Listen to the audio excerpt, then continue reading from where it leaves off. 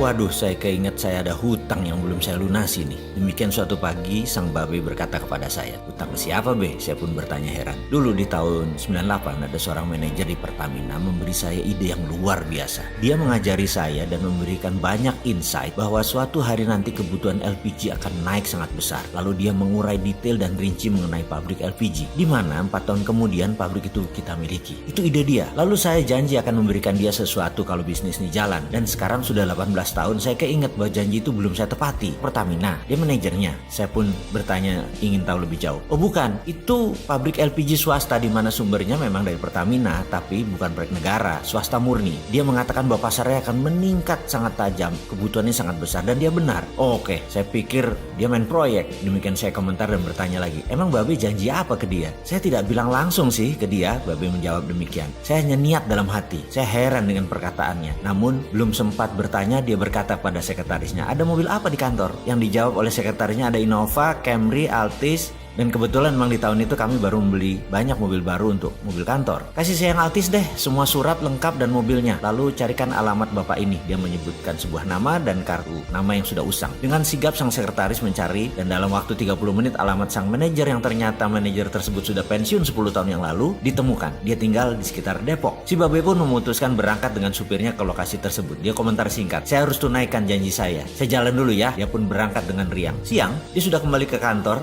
di bilangan kebayaran baru yang tua tapi asri itu dengan wajah sumringah. Senang dia. Lalu dia berkata, "Puas saya." Lalu dia komentar lagi, "Sayang beliau tidak ada di rumah, jadi saya berikan ke istrinya." Sore, seperti biasa kami berkumpul di taman belakang. Dia ingin ngopi ditemani saya. Kesempatan ini pun saya manfaatkan untuk saya bertanya padanya, "Be, maaf nih ya, itu hadiah nggak kegedean?" Begini, katanya berfilosofi, "Nggak ada kenikmatan dari kehidupan ini selain memberi. Memberi itu nikmat sekali. Kalau dibilang kegedean, saya nggak tahu. Yang penting saya ikhlas. Bener deh, lebih nikmat memberi daripada menerima." Selagi kami berbincang, sekretaris datang memotong pembicaraan kami dan mengatakan sang manajer tadi ternyata datang. Si Babe dengan wajah senang berkata, "Bawa kesini deh ke belakang ngopi santai." Sang manajer akhirnya datang ke taman di belakang, namun wajahnya agak sedikit tegang. Wajah ceria Babe jadi agak menurun cerianya dan berkata, "Apa kabar? Sudah 18 tahun gak ketemu. Bagaimana kabarnya?" Lalu keduanya saling berjabat tangan. Tanpa jeda lama, sang manajer berkata, "Maaf nih Pak, saya gak bisa terima pemberian Bapak ini. Ini bukan hak saya.